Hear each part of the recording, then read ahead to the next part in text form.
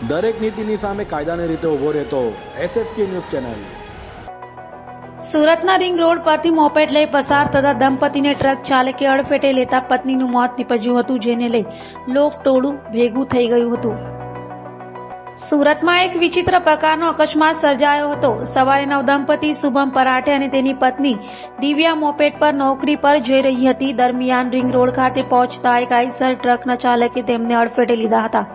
પત્નીનો દુપટ્ટો ટ્રકના ટાયરમાં ફસાઈ જતા તે નીચે પટકાઈ હતી અને તેના પરથી ટ્રકનું ટાયર ફરી વળ્યું હતું, જેથી તેને ગંભીર હાલતમાં સિવિલ હોસ્પિટલ ખસેડવામાં આવી હતી, જ્યાં દિવ્યાને મૃત જાહેર કરાઈ હતી તો શુભમને સામાન્ય ઈજા પહોંચી હતી। જો કે પત્નીના મોતને લઈ શુભમ પર આભ તૂટી પડ્યું હતું।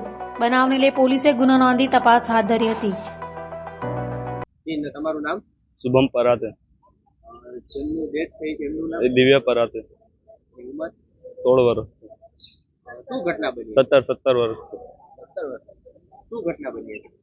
અમે બંને જણ ઓફિસ માટે નીકળ્યા અને આ એપોલ હોસ્પિટલના આગળનો પુલ ક્રોસ કર્યા એટલામાં તો એક આઈસર જનરેટર લઈને જતું હતું।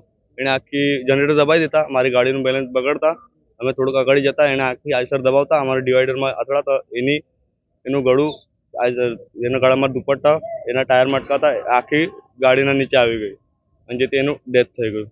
પછી અમે પહેલાં તો અમે જ્યારે એને દુપટ્ટો અટક્યો એ અટકી ત્યારે એને મેં ઘણો અવાજ લગાવ્યો ટ્રકવાળાને, પણ ટ્રકવાળાએ જરાય શાંતિ ના રાખતા એ જતો જ રહ્યો। એનાથી એનું આખું ગળું અંદર ફસાઈ ગયું ટાયરના અંદર। પછી હું ગાડી પરથી ઉતરીને આઈસરવાળાને રોકીને પછી મેં એને બહાર કાઢ્યો ત્યારે એ ટ્રક રોકી। ત્યારે અમે બધા ઊભા રહ્યા ત્યારે 108 મારા પાસે હાલ ફિલહાલ ફોને નથી, એના માટે હું ફોન કરવા માટે 108ને ફોન નહીં કરી શક્યો અને એક ભાઈ મળ્યા એમણે ફોન કર્યો 108ને, ત્યારે જઈને અમે સિવિલ હોસ્પિટલમાં આવીને બધું રિપોર્ટ કરાવ્યું। દરેક નીતિની સામે કાયદાની રીતે ઊભો રહેતો SSK ન્યૂઝ ચેનલ।